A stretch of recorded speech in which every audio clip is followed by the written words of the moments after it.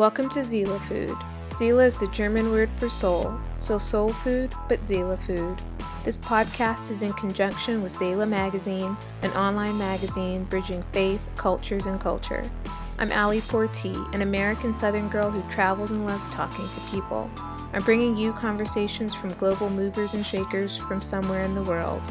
From these conversations, hopefully you'll be inspired to move and shake too. Thanks for spending time with me today. I hope you get fed, so let's begin. So, you know that feeling when you get to meet a movie star that you really like or a musician whose music that you really enjoy listening to? That's how it was for me getting to sit down and chat with country music artist Devin Dawson. He's a real nice guy, and I've been wanting to interview him for a year or so now, and it recently happened. So Devin grew up in a house where music was at the center, and it was his mom who brought the language of music to come alive in him. He was making metal music initially, and he played bass for the band Shadow of the Colossus. Then he made his way into country music as a songwriter. That's his first love, creating lyrics. But he got deeper into the genre and became a singer after he gained fame, filming a mashup of Taylor Swift's songs Style and Blank Space. His debut album Dark Horse was released in January 2018, and he's toured with Tim McGraw, Faith Hill, and Brett Eldredge, all pretty awesome artists as well. Devin has been nominated for CMA Awards, ACM Awards. He's performed on The Tonight Show starring Jimmy Fallon, Late Night with Seth Meyers, Ellen, and The Today Show. And he has a new EP, The Pink Slip, coming out January 15th. 2 tracks from that EP have dropped already. One is called Range Rover. The other one is named He Loved Her First. Or He Loved Her, excuse me. He Loved Her. Range Rover, I burned a hole through that song already. Just having it on repeat. It's a fun song, and He Loved Her is about his grandparents' love, which you can listen to on YouTube. For 2021, Devin plans to record some more of his music as well as hopefully tour when the world allows it. So we talk about everything from his metal days to what inspired him to go into country music, the pandemic, and this new EP.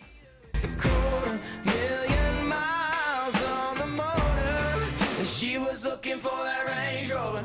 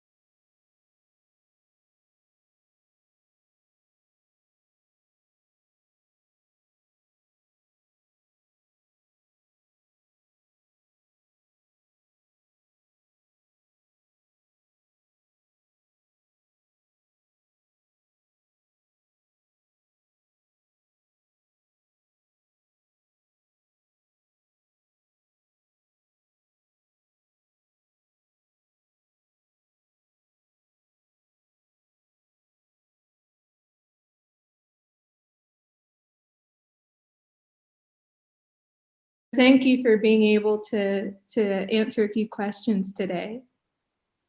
Of course, I got And you. I'm from South Carolina originally. So you know about the life then. I do, I do. I've been listening to country music Cool. since middle school, so yeah. All right, so my first Nice. question Love it. is, when you were in high school, and I know that you had like a metal background, did you think you'd be a country music I do. writer and singer?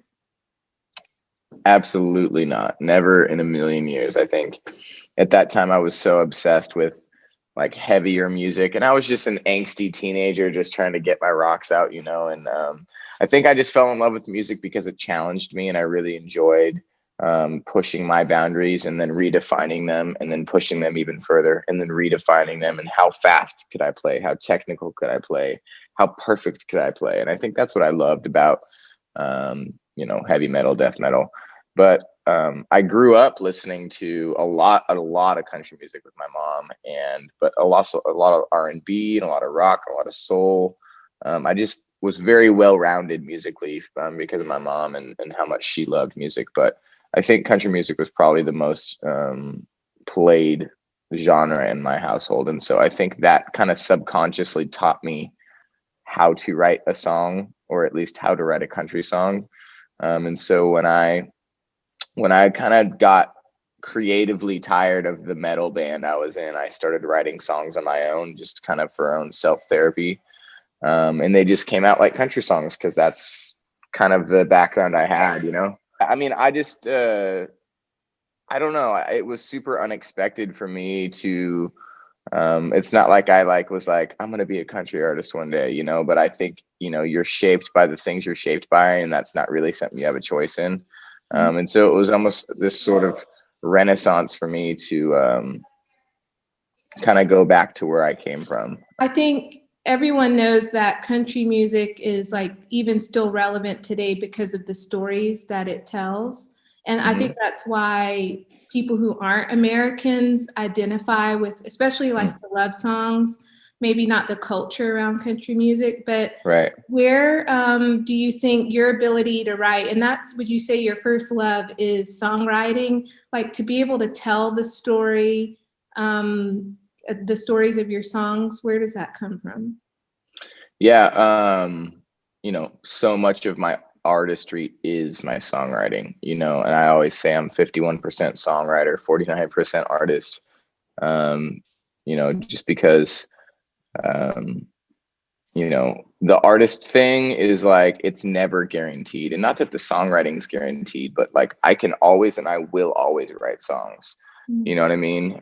Whether my music resonates on a bigger level as an artist, or whether I have the luck or the timing or whatever all these pieces need to line up to become a superstar, I guess, if that's what your goal is.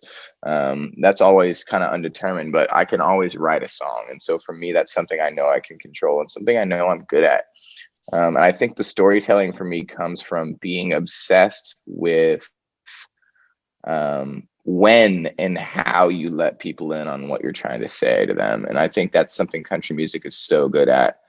Um, and I think it's kind of weird because I think a lot of the stigma for country fans, or just the country culture in general, is kind of this slow, southern, ignorant, like Mm. dumb thing. But it's like we've really like challenged our fans to listen to these songs in a way that they need to listen, and they need to understand what we're trying to say. And it's not just a once over, just a melody. Like the lyrics are challenging sometimes, like in he loved her, he stopped loving her today.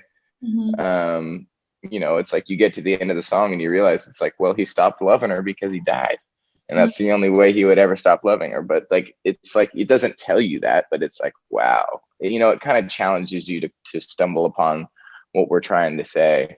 And not every song is served that way, obviously. The, you know, the easier songs are great too, and the harder ones are awesome, and it's just about timing and serving the idea. But I just really fell in love with the craft of how a country music song is formed, and the idea of a hook and how you get there and what you tell very little along the way, you know. Yeah. Yeah. It's like when you're going through something in life, it's like, oh, there's a country music song for that. I don't think you can always Hmm. find that necessarily in other genres. Yeah, I think a lot of, I mean, I love R&B and rap and hip hop and all that. And my wife is actually like a pop singer, rapper. She's like incredibly talented. And so I really love that. But sometimes I sound like an old man saying this, but sometimes I just get tired of I'm better than you, I'm richer than you, I'm Mhm. more badass than you, I've been to jail more times than you, or I have more women than you, whatever. I mean, you know what I mean? And so, but people could say that about country music. I'm sure they'd say, man, I'm tired of people talking about pickup trucks and front porch swings and Yeah. chewing tobacco and beer. Like, I get it. We all have these buzzwords, you know what I mean? But, you know, I think I personally just I gravitate more towards the heart of things and the vulnerability of things. And obviously, there's great pop songs like Justin Bieber's new song "Lonely" is super vulnerable and so good. Mhm. But I just, you know, for what I do and the things that I love, you know, that's why I'm here because that's what country music gives me. Exactly. Um, did you think when you made the mashup songs of Taylor Swift style and Blank Space that you would get the notoriety that you got at that time? It's kind of a two-parted thing because yes, I did know it was great. Like I did know we had something special when we kind of sat down to do the arrangement and then listened back to the little iPhone work tape or whatever we did. It was like, wow, there's something there. We need to record that, like really record that because it's like that's special, you know. Yeah. But the other part of it is that I never did covers. That's like the only cover I've ever done. Like I never did covers when I was a kid. We always wrote our own songs as a band. I don't ever do any cover songs in my live set, and maybe I need to. Maybe it's like maybe I'm untapping into this part of me or my you know that people resonate with or whatever. But I've always just been such a songwriter, and I just want to say what I have to say. Mhm. But I think the reason I did love that mashup so much is because we made it our own. We made it different, you know, and we made it unique, but still stayed true to those songs, obviously. But you know, I knew it was great, but I knew that the chances of it getting to where it was were very, very small. Like I remember when we put it out, I tried to ask one of my kind of digital guru friends, like, what's the best way to get this to Taylor Swift? And he's like, well, just tweet it at all of her fan pages. And I'm like, well, I'm not going to do that. You know what I mean? Yeah. And then the next day, she somehow came across it and she like reposted it and, you know, tweeted it and on Facebook and Instagram and all that. And it just blew up. And he texted me and was like, well, that was fast. You know what I mean? And so it's really just so much of what we do is really just believing that what you have and what you are is great and letting the rest, you know, do its work outside of your control. So I'm really thankful for that moment. I think we all need a catalyst, you know, or a chance to get kicked into the eye of the storm. And that was definitely my moment to be kicked into the eye. And I wouldn't be where I am without it. So still haven't met Taylor. One day I'll give her a big old hug and say thanks. Yeah, maybe you two perform on stage together I sometime. would love to have that collaboration at some point, but I mean, I might need a couple more hits before that happens. I'm sure she's watching you and she has her eye on you. She Um, definitely has like put my songs on her playlists and things like that, and so I know that you know, and she's invited us to her shows and things like that. But yeah, still haven't had a chance to say thanks in person, but one day. yeah, one day, step by step.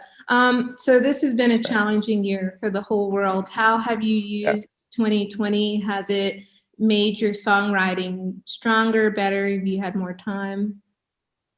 Yeah, man, I ended the year on the road and in the studio at the same time. So we would do Monday through Wednesday, Thursday ish in the studio working on this new EP or album or whatever, and then we would go on the road from Thursday to Sunday or whatever, and then start over again. So it was kind of a crazy end of the year. And then the beginning of the year, we had devoted to finishing the chunk of songs that we had gone in to record. So I was already like before February, March, like I was already kind of in um, like reclusive mode in a way. Like I wasn't out playing shows, I wasn't out at the bars networking or whatever. I was in the studio, holed up working on music, and so I'd kind of already acclimated to the altitude of just being alone or being not being around many people, you know. And so I think I got a head start on that, which I think helped me. But um, also just making a record, you know, some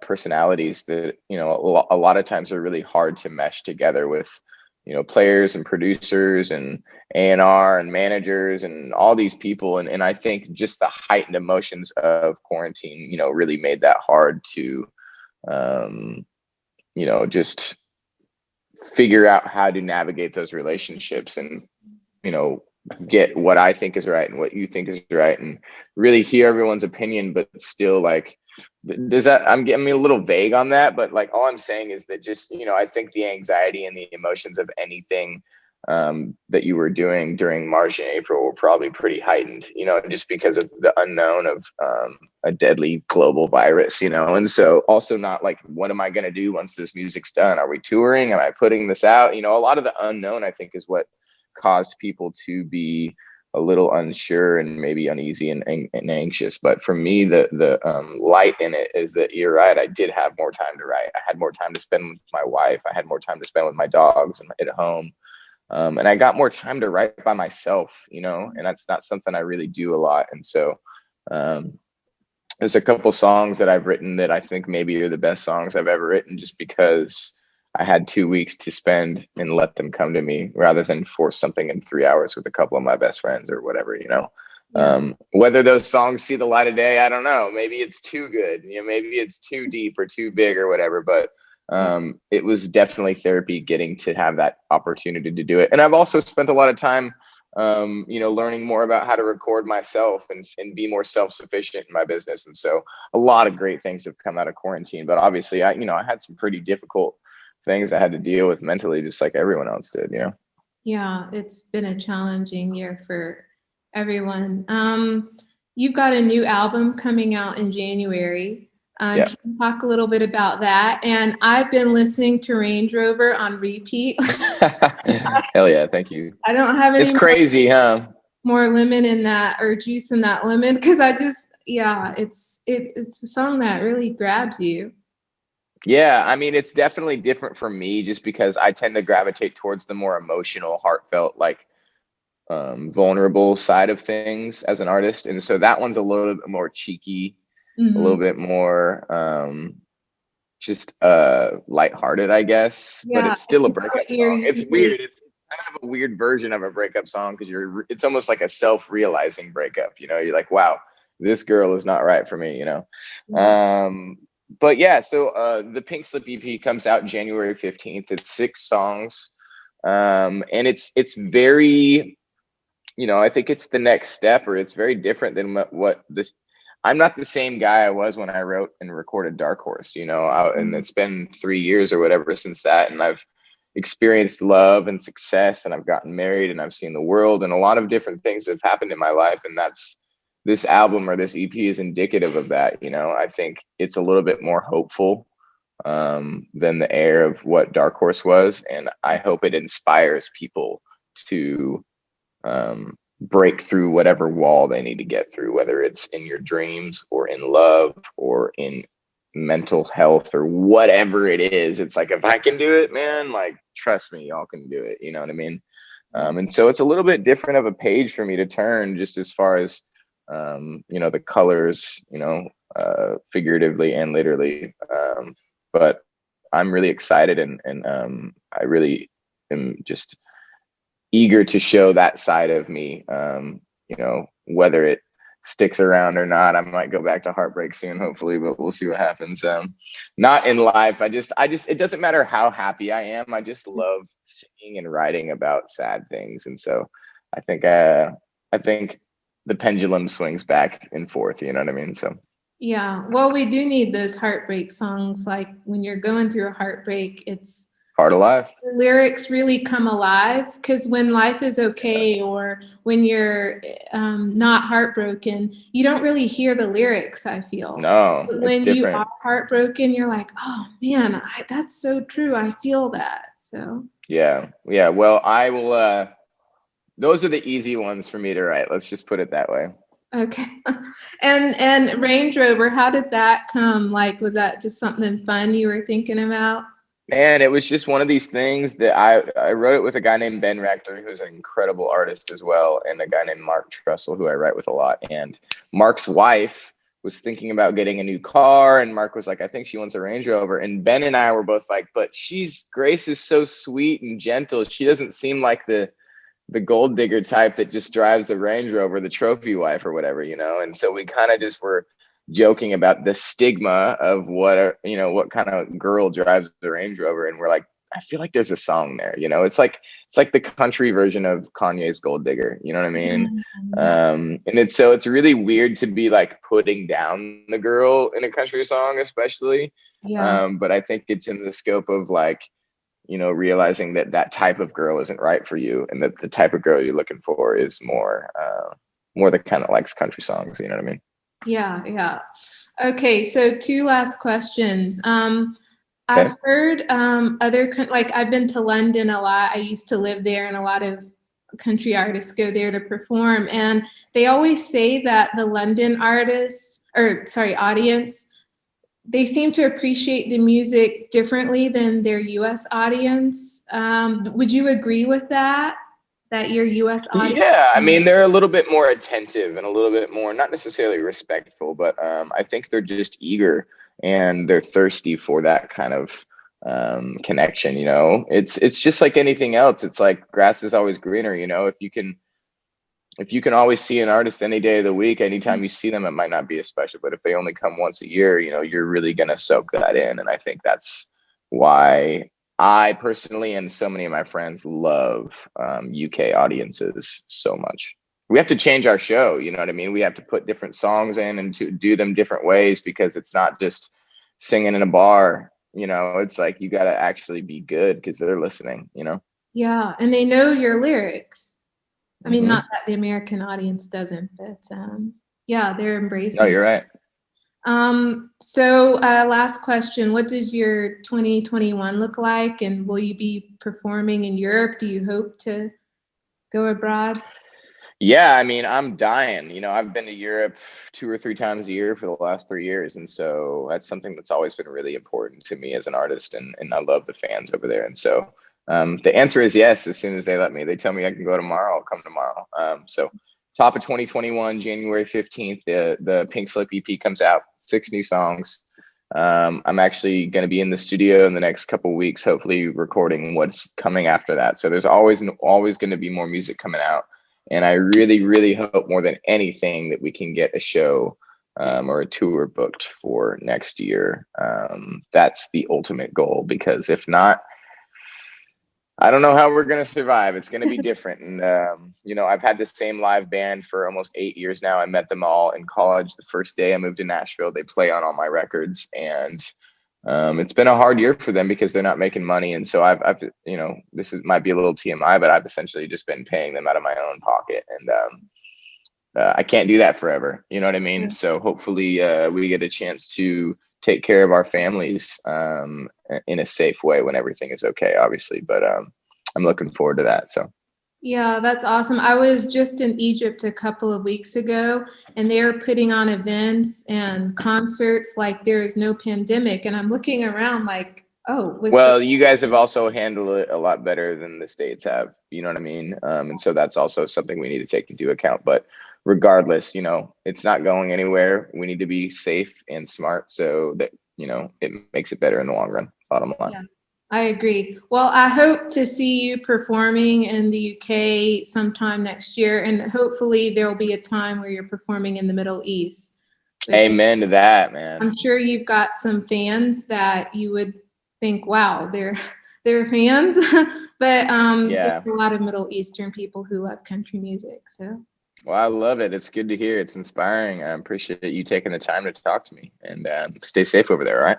all right, thanks, and good luck with All right. everything. Bye bye. You too. Thanks, Ellie. I hope you enjoyed this podcast conversation and that it fed you in some way to pursue your own dreams. Be sure to subscribe to Zayla Mag at zaylamag.com, SEELEMAG.com, where you'll be automatically entered to win our giveaways.